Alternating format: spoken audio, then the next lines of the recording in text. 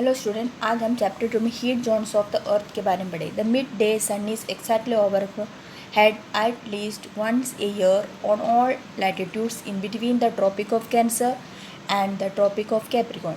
This area therefore receives the maximum heat and is called the torrid zone. इसमें क्या बता रहे हैं? ट्रॉपिक ऑफ कैंसर किससे करते हैं हिंदी में? कर्क रेखा को. और ट्रॉपिक ऑफ कैप्रिकॉर्न किससे बोलते हैं? मकर रेखा को, है ना.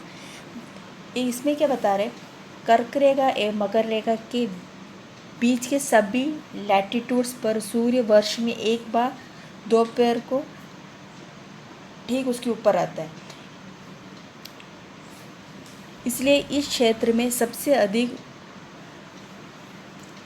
गर्म, बहुत हाई टेम्परेचर होता है, तथा इसे हम क्या कहते हैं?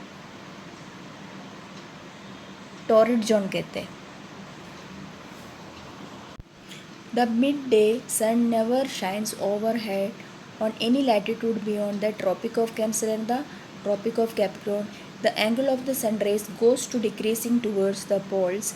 As such, the areas bounded by the Tropic of Cancer and the Arctic Circle in the northern hemisphere and the Tropic of Capricorn and the Antarctic Circle in the southern hemisphere have moderate temperature.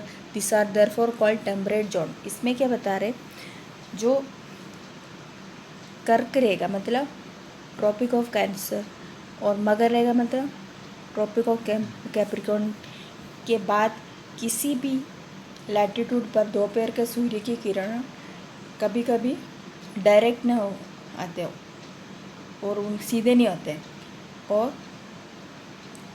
हमेशा तिरछी पड़ती है. इसीलिए इन्हें क्या कहते हैं? हम टेम्परेट जोन्स कहते हैं. फ्रिड जोन, है ना. फ्रिड जोन क्या बोलते हैं?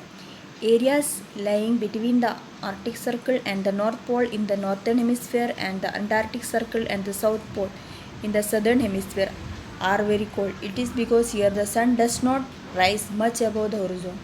therefore rays are always slanting. These are therefore called frigid Jones.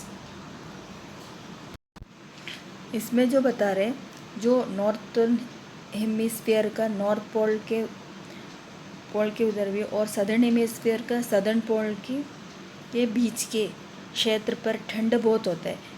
कारण क्या होता है? वहाँ सूर्य की जो रोशनी पहुँच नहीं पाता है, इसलिए वहाँ क्या होता है?